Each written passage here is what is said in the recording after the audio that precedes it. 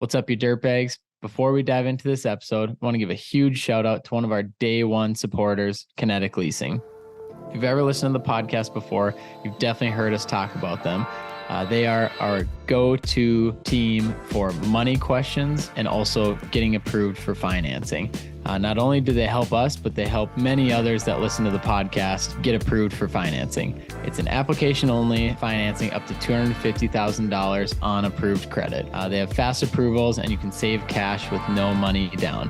At the very least, just give them a call, see what you can get approved for, and then check your rates. A couple ways you can reach out to them. You can give their office a call. It's at 701-476-0221. Just make sure to mention that the Dirtbag sent you, and they'll definitely help you out. And then you can also email them, sales@kineticlease.com. We also have all of their information on the Dirtbags podcast website. So go check them out, tell them we sent you, and let's get into it. What's up, you dirtbags? We are back in studio. I'm in a little bit of a different studio, but we are here nonetheless. Mr. Luke Payne, how we doing, man? Cheers. Yes, brother. That is one hefty bowl you got there. That's not even a cup. That's a bowl with a handle. Emotions of a Stormtrooper. If anyone's on YouTube, yeah, you can fill it up. You can use it for soup or just a giant glass of whiskey. So we'll see how this goes because, need a little extra. It's a very special recording night. I love when we record at night. We've done a few day recordings and it just doesn't hit the same. But tonight I'm so excited. I'm just going to jump right into it. Sorry, Luke. McKenzie Sims is joining us. First time on the Dirtbags podcast. I've been trying to tee this up for a little while here, but I think now is the perfect time. We're going to dive into it. But McKenzie, how's it going, man? Pretty good. I don't got whiskey, but I got a water, so. Good for you. I see like you posting all the time about like first form. Are you doing the 75 hard right now or? No, I'm going to probably kick that back off on maybe Saturday. Monday or Saturday, I'm kicking back off on it. I've done it once, but I didn't go into phase one or anything. So when I do this time, I'm going to do phase one, phase two, finish it all out. Hell yeah. I've thought about doing it. I'm just like, I just don't think I have the ability to do it right now. But by me saying that, it's like, yes, you do have the ability. You make it happen type thing. But yeah.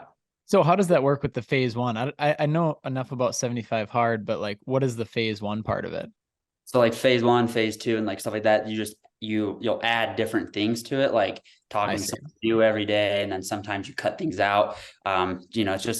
It's better to like, I can't even give you the full definition of it, but it's just like you add different things to it and keep doing your same stuff. And then you cut out different things along the way as well to finish it all out. I'm not a pro on explaining it by any means. Yeah. What a way to finish out the year though. Cause that would probably put you right at the new year, right? Need to be like Jan. If I started, I think I was going to start it Monday, but then I had to do some driving and stuff. And I hate when I have to travel to do it, just an excuse. But I think if I started on Saturday, it'd probably be like the 4th of January that I'd get done.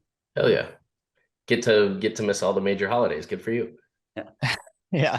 But dude, I feel like there's not a good time to like, you know what I mean? Like if anything, this is probably one of the best times just because it's like, pretty light anyway. And you get to see family. So I guess you have to, stay sober for that. But I mean, I think it's good for you too. Like I always like Q4 at the best because you can still like achieve your goals, but then get a head start on your goals heading into the new year. So I feel like it's a good time. Yeah. There's a quote, Luke. The best time to start something was a month ago. The second best is tomorrow. Oh, yeah. Now I thought it was now, but tomorrow because you're in the present. You can't just, start something. You got to prepare, I'm sure, but maybe there's two different quotes and we're just thinking a little bit differently. But anyway, McKenzie, Sims Industrial. Let's dive into that a little bit. So we were right as we were about to like start recording, Luke asked the question, like, when did it start? I'm like, hold the fucking phone. I couldn't help. I do this every time. But now I'm sorry I'm cutting you off earlier, but give us a little background on the Sims side. So my dad started it in 1998. He moved out here to my dad's originally from Alabama and Arkansas. moved out here during the boom in like 74, I believe, and then decided to start his own deal in 98. And so ever since then, been rock and rolling. I kind of took some time off. My dad's quite a bit older than like most people's dads my age. So he's like Stone Age kind of deal. Hard ass. Yeah, he's a hard ass. Oh yeah. yeah. Like it. He's a hard ass. So he took kind of slowed down for a little bit. And then once I was technically old enough to work for him, we started kind of slowly trying to get back into it more. We had at the high point, we had 235, 240 employees, 2 different offices. So, I mean, I think he got kind of burned out on that whole ordeal. I can imagine. So when you say he, moved there for the boom, I'm assuming you're talking about the oil boom. Yeah, the oil boom. Like around here, it boomed pretty heavy, like back in like 72, 73, 74, up until the 80s. Or up in probably until the 90s, it was really decent through here.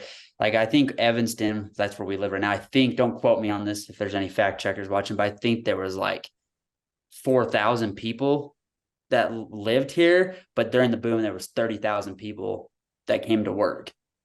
It sounds like fucking Willis. They hired a guy out of a culvert that was living in a culvert out here. He's living in a culvert. No shit. Yeah. Good for him. That guy, I would want him to work for me. That guy's just that's a good point. Yeah. Well, you couldn't find a house. There was no houses. People were just freaking population 4,000, and you got to try to house 30,000 people. That doesn't work. Yeah, because they built 2 big gas plants up on the hill. That was before Chevron and BP. Actually, they ended up leaving here in like 2009 or 10. So it's dwindled since then here as far as that goes. But yeah, are you guys more in the commercial or like oil sector?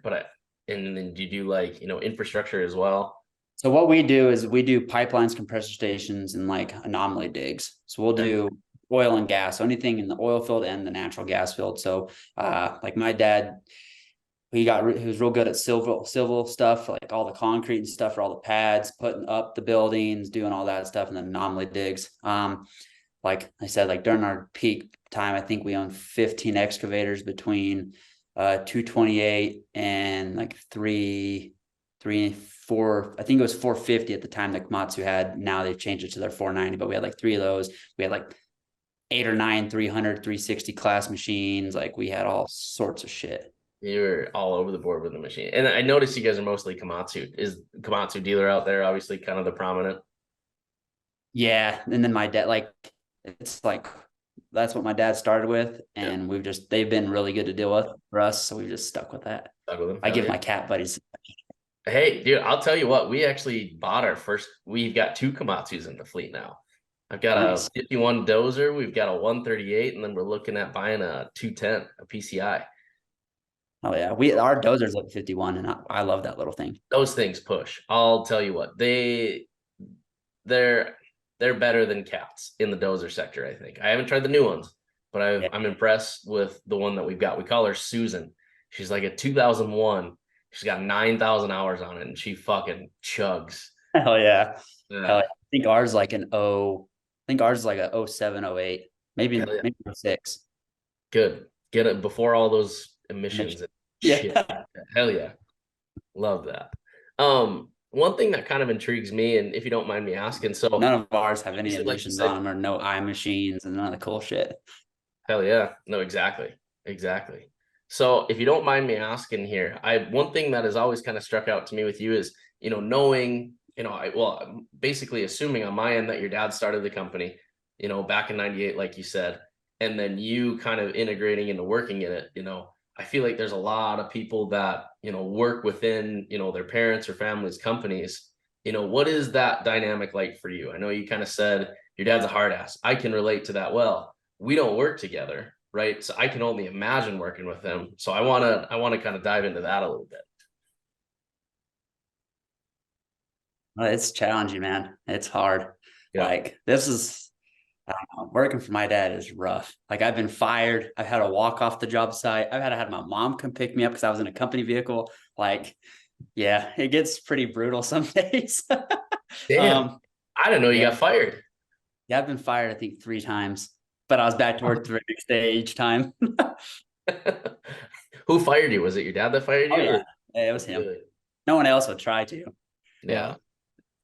Yeah, and this is like I've always just been a laborer, and I've been like the guy that goes and gets the parts all the time because you can't send just somebody to go get stuff and expect to get the right thing. So I've been like doing that, and then obviously now I've moved up to vice president and part owner now.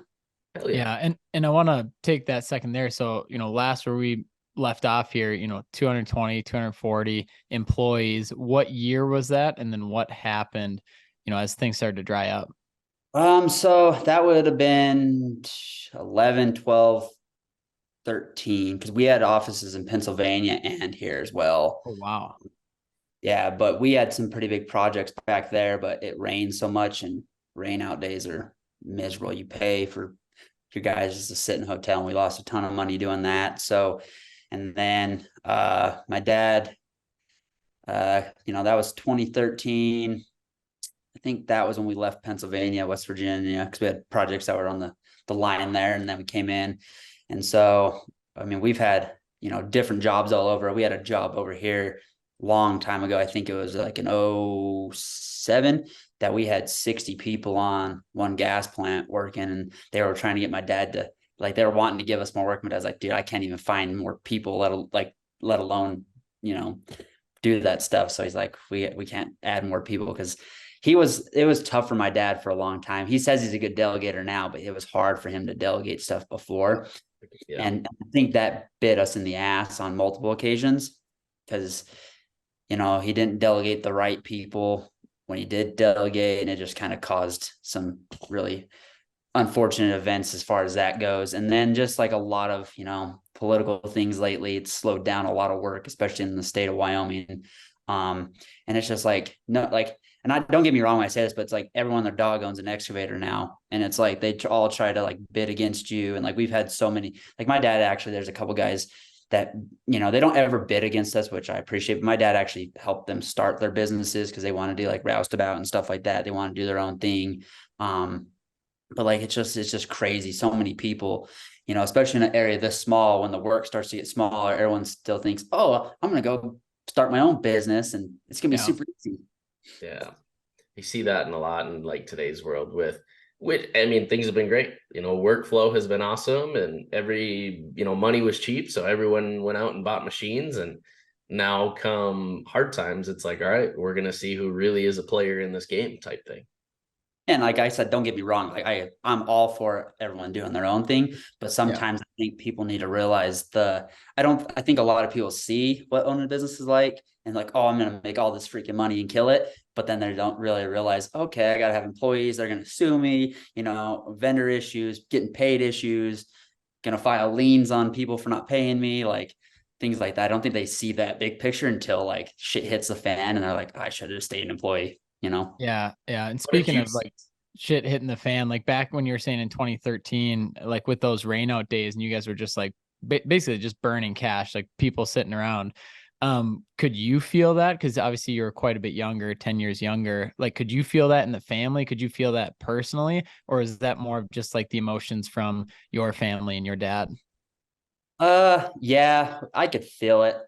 Problem is, like, my dad, like, for us, like, this summer, like, we did a non-oil and gas job and I was running it, and I would still have to drive an hour and a half one way. So I was driving 3 hours total each day. That's the second closest I've ever worked to home. Really? So most of the time, like, we're in hotels. So it's like when I was not old enough to understand, like, my dad wasn't home at night, type of deal. So it was like, kind of like, I didn't get to see it because he wasn't around a lot. And when he was, like back in the day, like early 2000s, like 2005 to 2009, my dad was a real hard person to be around. Sometimes he was just, if it wasn't done correctly, it was F off. Like he was just, and it just, I think it also goes to being like the stress overload of when you start piling so many different guys and having jobs scattered everywhere, it just turns out to be like just a mess, Yeah. No, absolutely. I can feel that just from the logistics, and we're just covering the state of North Dakota. I can't even imagine going to Pennsylvania and back to Wyoming, covering that territory. That's crazy. Yeah. We've done work in 10 different states so far. What states? So I know Idaho, Wyoming, Utah, Colorado, Pennsylvania, West Virginia, think Kansas, Oregon. I don't know if there's a little bit in Washington there. Not going to quote me on that one. And then trying to think of what ones I'm missing. I did Wyoming, Colorado, Utah. You guys been in North Dakota, haven't you? We did a little bit, but we didn't go up there during the boom. My dad actually refused to go up there because of the housing issue. Yeah. Yeah. Bad. Yeah, Bad. that was a big, big thing. And we have a couple of their buddies that went up there and killed it, but they also it was like they either killed it or they didn't. You know what I mean? Yeah, it was. I know when I was in high school and it was going on, there was a lot of people that were going up and they'd come home, they'd work 2 weeks on, 2 weeks off, and they'd be making, 120 to 150 grand as high schoolers. And they're like, this is the best fucking thing ever, buying ice castles, buying razors, buying whatever. And then all of a sudden it shuts off and it's like, oh, fuck, I got all this debt. What am I going to do with it? Yeah. Like, you mean I'm not getting paid anymore? Yeah. No, that's crazy.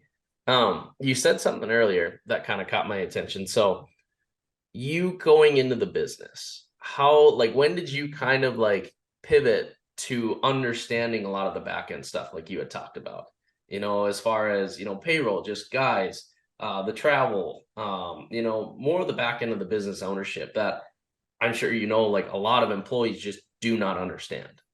Yeah.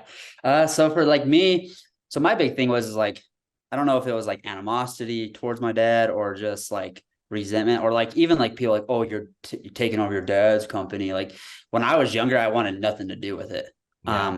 So I started a bunch of my own little businesses and I got my ass handed to me in all these over the time, but that could be a whole nother podcast. I even owned a gym for a little bit. I've tried to do a bunch of different things. And then once I decided, I'm tired of losing money and having a headache over getting paid a small amount of money by someone, I'd rather go into the business and deal with the same amount of headache probably, but have a bigger return. And I probably didn't pay any attention to the actual back end and the real side of things probably till last year, to be honest. But I understood kind of the dynamics of things though, because I had all my other small, I had employees at the gym and that just I had other deals that I hired people to do things and realized, people really don't care most of the time, especially when it comes to operators. That's a whole nother topic. Oh yeah. But when it comes to things, it's people don't, it's not there. So they don't care, no matter how good they are at what they do, they still aren't 99% of the time aren't going to care as much as you do. And I've seen, even I was listening to the thing at Gary Vaynerchuk. It was a YouTube video they did a year and a half ago or something. I was listening to it last month. He's he got to the point where he realized the people aren't me. So why should I expect them to care as much as me? Which really struck home to me. And it's just I realized you almost put too much on employees sometimes on certain ends of things and not enough on different things. But it was about a year ago that I really decided okay, I'm going to learn this. And I still got decades of, I don't even know a quarter of the stuff. My dad's as much, sometimes I want to say he's a dumb bastard. He's super smart. You know what I mean? Dude, yeah. Yeah. Yeah. That's just you being a son. I'd say that same thing to my dad, you fucking asshole, but that's the family camaraderie. So there's nothing wrong with that. When was the transition from when you started to when you became vice president, part owner, and how were those conversations? Yeah. Because I'm putting myself in your shoes and my dad would tell me to fuck right off. You weren't there in the hard times, not a chance, all that. So I want to know how that went. So I started being a labor for him legally when I turned 18 and graduated high school. Because in the oil field, it's you got to be 18 to do any of this stuff. So, I was just a labor pretty much, I did all that. I would run I built our current website. Now that Luke's going to build us a brand new good one. I built the shitty one we have now. So I would do that type of stuff and I would kind of deal with certain people. But I wasn't I was still a laborer. I still got paid the least out of anyone, And so I think I told him a couple of years ago, I'm I like expensive shit. I like to do expensive stuff. I like to travel. I like to own nice things. It's hard to do that just being an employee, for the most part, there's a lot of like I said before on a post on Instagram, 60% employees make more than the actual owners do on certain businesses just because of small business type stuff. But like, it's hard to make a lot of money just being an employee. And then it's also hard to make a lot of money doing the things that I was trying to quote unquote do before. So like, we just talked a little bit, and I don't think he would, like, he's always been like, I'm never retiring. I'm never giving up, but he's getting quite a bit older. So he's getting quite a bit older. And I think it was this year, like, I took him, I don't know why, but he'd never been to Con Expo. He's always wanted to go, but he never went. So we went this year, and I think he just kind of realized, he wants to actually do this. And we talked a little bit, but then when we first got word that we might move down to Texas earlier this spring, I sat down, I was like, dude, are some of these little jobs that we've been bidding like worth it, like right here? Cause it's really, it's hard. Like, one, there's the employee pool is so hard here. Like the guys I just had working for me on this last project, they drove up here from Grand Junction, lived in a hotel. So it's just like, I think, we had the conversation, then he's like, and then like, I don't know, maybe 3 weeks ago, he sat down and kind of got on my ass. He's like, you need to learn this shit, because I'm not going to, when we get down to Texas, I'm giving you 2 years, and after that, I'm gone. And it's like, he's like, you need to learn this shit. I'm like, nothing like putting it right on the shoulders and say, fucking swim, right? Yeah. So, I mean, it's just like stuff like that, and I've always like, I don't know if I consider myself unemployable, because I've worked for people, but like, I couldn't be with someone for a long time type of deal unless I got ownership. Yeah. And that's what I was going to ask you too, is like, do you think, and obviously the goal here is to be your own boss forever, but like, do you think you even could be an employee if you tried? Because like, I find that the more I've been doing this business stuff myself, I find it much, much harder to see myself having a boss. Oh, facts for sure. No, I think, certain people, like I got some buddies that I could go work for, and I've worked for friends, just helping them out when we've been slower and stuff. And I made new friends last year working for a different company for a little bit when we were slow. But like, to me, I don't think, cause like, again, it goes back to, luckily, like the people that I've worked with before, it's been smaller groups. But like, if I went and worked with somebody and like 2 or 3 guys were abusing equipment, or just being shit bags, like doing half-ass work, that's where I would like I would snap, I'd probably either get fired from HR or something from another company, because it's like, I know how much a brand new excavator costs. Like it costs more than most people's fucking houses. So take care of it, I love the stickers that are in the machines, and it said, this piece of equipment pays your salary, take care of it. Yeah. I want to put those in all of our machines. Granted, our guys take pretty good care of, there's always things that happen, but yeah, it's annoying when you see somebody abusing it and just kind of like, fuck it, we don't care. That'll get a guy's blood boiling pretty good. Yeah. Well, I mean, I rented a brand new because we just did this project, and they said there was rock and they couldn't dig through it. And so we rented a 490 and we rented it. And like, I had to explain to my guys, like, my God, it was brand new. We rented it and they let us have a brand new one, which was stupid of them for letting us have a brand new one, but they let us have a brand new one. I'm like, you guys realize this is like 15 grand a month. Like, this is like not cheap. So take care of it. And if you want to buy it, it's probably going to be right around 500 grand after taxes. So people don't realize that. No, and goes back to kind of like what you said. Why would they? It's not theirs, right? They don't have that ownership stake. And that whoever finds like a bridge to gap those two will be the next Bill Gates. I swear to God, if you can figure out how to have your employees have the same outlook as you do, your company will be so fucking successful. Yeah. And I think there's ways to do it, but it's just, again, you gotta like, there's companies that have that, but how many, like if they have 400 employees, how many did they weed through? Like, did they weed through 2,000 before they got there type of deal? I think you got to weed through so many of them, because like, again, like going back to, if they're a good employee, like, and they know their shit, most of the time they're going to have like their own business or go work somewhere else. Like I experienced it. There was another contractor that came in to do part of this job that we were on, and there was a younger kid there, and he was running, And the engineer, me and the engineer went to high school together, and we were just talking like, yeah, this kid's actually leaving them. He's one of their best guys, is actually leaving to go work at this mine. And, kind of like this goes off on a different subject, but it's like, to me, it's like, why does that kid want to leave to go work at a mine? You're going to somehow hit salary cap. You know what I mean? No offense to the kid. He's younger than me, so I know he didn't go to college. So they're not going to hire him to be any CEO or CFO of that business. But 5 years from now, he could have took over that small construction company type deal. You know what I mean? And just it kind of goes in that hand in hand that way. It's just like you see a lot of guys taking the easy money first instead of thinking big picture, like, okay, where can I be with this company 20 years from now? But why, Luke, I don't mean to jump in. I think this will actually be perfect for you. Sometimes, why not jump if all these companies are just allowing you back because they need employees? And this brings up a good point. Luke, you can jump in here. When the company takes a stand and say, yeah, you can leave, but you're probably not coming back. So, I mean, is that on the company, or is it just like generational of like guys think they can just jump around construction company to the mine and then know that if they need a job, they can just come back? All right, you dirtbags, we're going to take a quick break to thank one of our sponsors, Lambert Insurance Services. If you know Luke and I, we started this podcast to provide value to the construction industry. When we went to seek out an insurance company to work with, there's not a whole lot that are specific to the industry, and we really didn't want to work with a generalist agency, so we kind of put that on the back burner.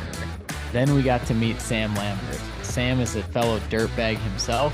He's been in the industry for a long time, but he also started his insurance company in 2008 specifically for construction companies. So when we had that conversation, we knew that this would be the perfect match. So we started working with him, and he's been incredible. He leads first. He wants to be a resource first and an insurance agency second. They can help with provide general liability, workers' comp, commercial truck insurance, insurance for equipment, and so many more different avenues that he can provide coverage for. The great part about it is, they're licensed in most states, and they always quote through multiple companies. So that's how you can get a competitive rate. And even better, Sam, he's the owner. He wanted to provide his cell number just so if you have any questions, specifically from the dirtbags, you can always text him, give him a call, ask to compare plans, or just ask, what his rates would be, and then he can help direct you to the right place or answer your question from there. His number is 385-204-5799, or you can reach them at their website, which is lambert-ins.com. So reach out to him if you have any insurance questions. We're very excited about this partnership. Sam is an awesome guy, and we're just excited to continue providing value for all you dirtbags. So thank you, Lambert Insurance. Give him a text, shoot him a call, let him know that you're fans of the Dirtbags podcast. Are you tired of tedious manual data collection and costly field studies in your quarry or sand and gravel operations? Let's talk about VantagePoint, the first quarry operations software crafted to meet the high demands of modern data-driven quarrying. Seamlessly connect all of your equipment data and access the crucial information you need instantly. Be the hero of your operation by boosting efficiency, exceeding your productivity goals, and bottom line revenue with VantagePoint. Discover why 4 of the top 6 aggregate material producers in the U.S. are using VantagePoint. Visit VantagePointQuarry.com to learn more. Now, let's get back to the episode. I'll be honest, this is really weird that you brought that up, Luke. This happened yesterday to Cole and I. So great timing on that. So guy he's been a site super with us. He's been running projects, and kind of throughout the summer, there's been high stress, and there's been a couple blowups is what we'll call them, to where, they're quitting, and our attitude kind of right away towards it was like, well, no, like, what can we do to get you to stay? Finally, last night, it kind of just hit us, and it was, another blow up. I'm quitting. I'm done. I'm out of here. And Cole and I are both kind of like, okay, like, sounds good. Like, there's nothing else that we can do. Best of luck to you. And it's weird because that was last night. Now today, he was talking to one of our project managers, and he wants to come back after a day. And I don't know, maybe he cooled down, but Cole and I are like, we're not going to take him back. I don't care if we need people. I don't care if we're hiring. We will hire somebody else to work into that position. I think if somebody makes their stance and makes their case and says, I'm done, you have to let them know, because there is so many people that are just, leaving open doors for people to come back in. And what type of culture does that create? I don't think a very good one. No, I agree, because like I went through the same thing this summer. So we've had guys, like the oil field's always kind of like this, it's like boom and bust. And so we've had guys that have worked for us, for my dad, since I just had a guy that was just working for me last week when we finished up this project. He's been working for my dad on and off since 98, so this guy's been working for us forever. But he says I fired, not this guy, but a different guy this summer. He says I fired him, which I technically didn't. I said, hey, if you don't like it, you can leave. And he left. So that wasn't a fire. But to me, it's like, and he's worked for us on and off. But once that whole ordeal went down, I decided, you know what, fuck this. Like, I know like my dad loves like these guys, but I'm not going to hire the same guys that he does, especially because obviously they're way older than me. So then they like think that I don't know shit, don't want to listen to me. But it's like, again, I think the only way that you like, I think that's a bad culture thing, like you're getting at here, when you leave the door open all the time for people, because it doesn't really create a value for your business. Right. It's like, well, what's it mean? We just bring people back. There's like a few times, I guess, that I would say, if someone was a great employee and like, let's say they got like offered a really good job position, some not even in the construction field, like someone wanted them to come run something for them, like a manager position, and they were like, yeah, I'd like to stay home more or whatever. Like, let them try, like say, you know what, it's all for the best. And that's what my dad's always done, just let people leave if they want it. Like if they said, hey, I got a better job offer here, more money, or not traveling, because not traveling has been a big thing for us with employees because we've traveled so much. But it gets to a point, like, how much do you let them come back? And, did they leave on good terms, or they leave like me and this guy? Like, he called me every week after that, wanting to either come back or go with us when we move to Texas. And it's like, dude, I'm not going to take you because one time me and you get an argument down there and I really need you and you fucking bounce on me. It's like, that leaves me hanging and it messes the rest of my guys up. Correct. Yeah. 100% company culture right there. Don't leave us fucking hanging. Yeah. Luke, you and I just talked about that. I think it was on a podcast, but more so with some subs. And because if you can't control it, like if you put everything you need into somebody else's hands, especially if they don't work for you or work for you, that can be difficult, because if they leave you high and dry, I mean, you're kind of screwed because it's your name on it. Time. Yeah, you're on their time. They don't give a shit. Hey, whatever's convenient for them if the work is there. But if something better comes up, they'll drop you. And then you're stuck with your dick in your hand and you're like, well, what the fuck do I do? Self-performance, man. That's the key to the industry today, I feel like. Yeah, I agree. It's kind of sad that it's gotten to that, because it's like, like we said, money was cheap, easy to get a hold of. So people were just bouncing around from different jobs and doing different things all the time.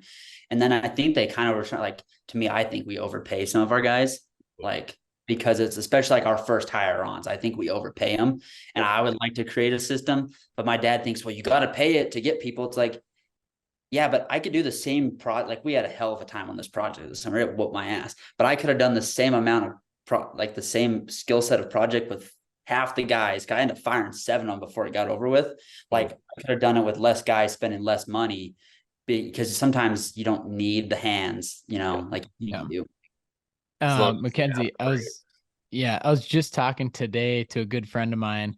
They're in Illinois, and it's like they have the most efficient business I've ever seen. It's like a family business, and they have, I think, triple the amount of equipment per guy. And so they have 5 guys now, and they do about 5 or 6 million a year. And I've just been amazed every single year at how efficient they are. But it's because they're so dialed in, and it's 2 brothers and a dad. And so like they have that chemistry. But I think, to your point, it's like, how can we do more with less and like stretch it out a bit more instead of just, hiring on people because we think we need it? Like, how can we re-engineer this and say, like, do we need this many guys? And I think if you do, like, kind of caveat to that, like, if you do say, like, if you have 5 guys, but you want to expand, hire some guys, but make sure you hire the guys that are going to like come in and be under those other 5 and learn. So that way you can have 2 separate crews type of deal, or 10 or 20 different, you got to be able to expand. Like, I think even, I don't know, because like I want to do, like, I got like big plans, like either a big exit or just keep fucking going type of deal. Like I'm debating, like I debate between what I want to do in the next like 30 years. But like go looking back at smaller crews, like I'm not saying they're small, but like Taylor White, like it seems like he has a pretty legit crew, like from all his videos and podcasts, it seems like his crews kind of like understand it. Like you need to get a group of guys that kind of can just flow without you having to be there all the time. Because what's the point if, me and Luke have to be at every project? What good does that do us when we could go to try to get more work for the guys for next month, next year, keep going? Because if we have to be there holding our hands all the time, there's no point. Yeah. And I want to make one point there too, because what you mentioned is like in the next 30 years, you don't know if you want to sell or just keep going. The great part about that is the plan doesn't change. I always tell people when you're building your business is always build a business as if you were to sell it, even if you have no intention of ever selling it. Because what does that mean? It means you have your systems in place. You have operations in place. You have things in place where it doesn't necessarily matter who the person is running it, but that this business is running like a machine. And so then you can keep that machine going with you at the helm and you owning it, or you can sell it at that time and make an exit. But I think what people forget is that if you ever want to sell a business and everything is attached to you, when you leave and you sell, it's worth nothing. It's next to nothing after that. I'd say you're 100% nothing because, you're not there anymore. If you're the face of the company, it's like, there's no value if you're not there. There's no value. 100%. So moving down to Texas, is that kind of, obviously it sounds like some good opportunities down there that you guys have come across. Is it kind of like a reset for you in the way of like employees and like how to kind of run the business? Or are you going to do a lot of the same things? In a way it'll be a reset, in a way it won't. The type of work that we'll be doing, it's pipe welding stuff that we've done for a long time, and going back, we're bringing a bunch of older guys that have worked for us, but it's like these guys are like wanting to move, like they're really good workers, they're welders, they know what they're doing. It's kind of a reset that way. It's just a reset like all around. Like it's like, to me, I don't enjoy, like me and Luke in the middle here, we talked about it this April. I said, I need to get the hell out of where there's snow because there's no money in snow removal around here. And I hate the shit. I used to love it, but Luke, I hate it. He called me. It was so funny because I hadn't talked to him in probably months. And he was in a loader and he calls me. He's like, dude, we gotta do something. Like we gotta start working together. And I was like, what are you up to right now? He's like, I'm pushing snow, and next winter I'm not going to push snow. So we got to figure something out. Hell yeah. Dude, you could hear the break. Yeah. You could hear the break in his voice. Just like, I am not doing this anymore. You're probably on like hour 15 and you're like, fuck me. Yeah. Snow sucks. Sucks ass. Like, yeah. And that's all we got 3.5 feet of snow on April 3rd in one snowstorm. That's when I called Luke. I'm like, dude, screw this. Like kids were on spring break and it just fucking dumped up here. What were you digging out with excavators? No, my buddy had to get into his shop and they couldn't get into it with the regular plow truck. It snowed so much. So I was trying to dig his way out into a shop. Like it was bad, man. Like I was over it.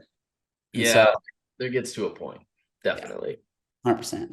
So no, it'll be like a big reset period. Like get out of the snow. I want to have a 12-month work, because like even when you guys did the podcast with Devin, like he talked about, like there is companies that kill it moving snow, but that's kind of like, it's almost their bread and butter. Yeah. Even like you look at a lot of lawn care service companies, they do great snow removal because it's like they are set up for seasonal work. Yeah. For like us, like we're not set up that way because we want to continue to either doing anomaly digs, doing pipelines, compressor stations the whole time. And it's hard. And like Devin said, it's like even if you are plowing snow, most of the time you're just losing money, essentially trying to keep your good employees busy. Your equipment's freaking breaking because you're hard on the ice and snow and shit. And so like, just like that, it's like, I want to have a full 12-month working season and I want to live there. Like we could obviously go get work other places, but we still live here, like I want to go live somewhere else. And, I love Wyoming, but I've just had enough of it. Like I don't do anything here anymore. Like I don't hang out with people. Like I'm a hermit. Like I need to go have some social life. My social life is freaking gonzo. Dude, and what's funny, Austin, go ahead. I was gonna say Austin, Texas, like you talk about reset and going living somewhere. I mean, you just look at like the applicant pool. I know we've been talking about employees a lot, like going from Evanston, Wyoming to Austin, Texas. I mean, it is crazy, like the boom we've seen. You know, obviously Devin Boudreau, he went to Dallas from Edmonton, and nothing about it is easy, but there's no doubt that like, you know, having the 12 months where you can like focus on that. It's like when you focus on a sport all year round. You can't really do that up in Minnesota, but you know, when you're down in Arizona, like you can do something all year round. So, dude, I'm just like so excited for you to have a bit of that like revitalization as well. And then, you know, just do things a bit differently and just kind of take it up a notch, really. Yeah, there's I'll let you go next, Luke, but there's more people that live in Austin, Texas. This is not like surrounding, like Cedar Park. This is like legit Austin. There's more people that live in Austin than the entire state of Wyoming. Damn. So like the applicant pool is nuts. That's going to be a culture shock, but it'll be super cool. Riley and I, and this is kind of just a stupid fact, but Riley and I, when we were dating, this is back in 2019, I had a little house that I lived in. We were sitting on my bed and I kind of looked at her and I'm like, let's move to Texas. And I swear to God, like we were so close to moving. We had a house picked out. We were like, yep, here's when we're going to move. Boom, we got pregnant. We never ended up moving, but we still talk about that today. We're like, how fun would it have been? We would have moved to Fort Worth is where we were looking. Wow. Yeah. But obviously never happened. But yeah, fun fact. Texas place, I guess. Oh, yeah, dude. Texas is a blast. I've been to Texas a couple times. And it's just a fun atmosphere. It's not like anything in the Midwest, on the western side of the state or, wherever. It's just like a whole different area that you get to relearn. Yeah. Which is fun. That's what I'm pumped about. Just like building new like business relationships, new friend relationships, like getting to do more things, enjoy nice weather more than 2 months out of the year. Yeah. Dude, and what you'll notice too, so Olivia and I, my wife and I, we lived in Omaha, Nebraska for a few years. And, it's really only like it's about 6-hour drive from our hometown, Detroit Lakes. And like nobody really visited us because, we just thought it's like a far drive, whatever.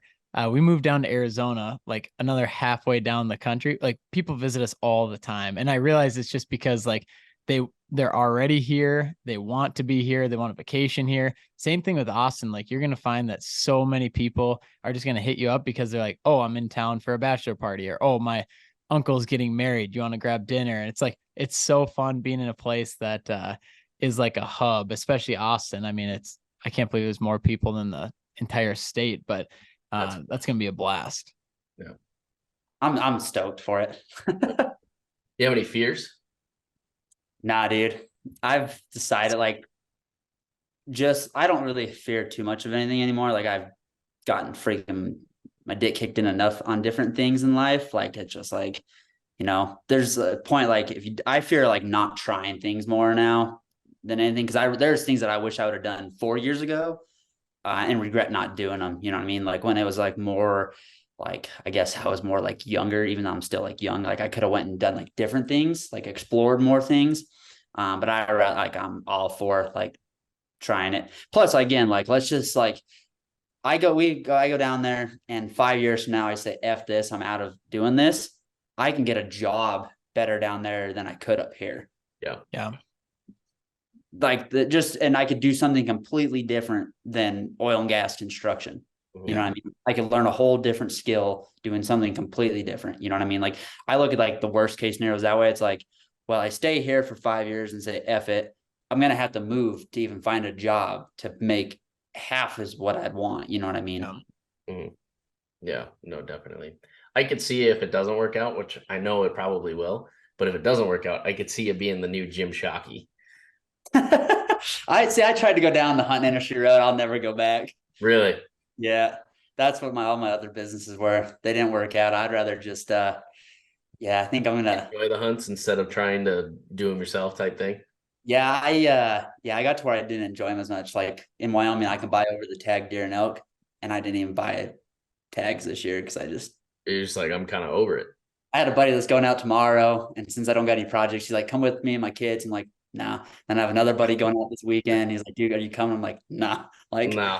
it's just like, yeah, I want to go back to enjoying it, Yeah. and so I think taking the few like a year or so off, and then just waning back into it. But I love it so much. Like, I used to love it more. Like, I still love like going. I love traveling places, but not so much doing it like right here anymore. Yeah. What's like your favorite game animal to hunt? And like Cape Buffalo in Africa, that's my Really? favorite. You're really overseas? Yeah, See, I don't think I can do that. I've heard way too many horror stories of yeah, lions creeping in your fucking hut. And I'm like, I'm out on that one. yeah, I love it. I've been, yeah, I've been around some sketchy stuff, but like, I love going over there because it's just like, I love like learning like different things, like seeing different cultures and stuff, and like experiencing new things. I just find it really cool that you can go to like, like, because I've been to Pakistan, like I loved it there. Like I just like going to different places, but I like to see the people that you employ by going over there, because like $30 US to them is like more than they'll make at any other job. Like you make such a big difference on a lot of those people's lives, which is super cool. And you just get to learn so much of like, it makes you do realize how good, even though how effed up the system is right now in the US, it makes you realize how good we still have it at the moment.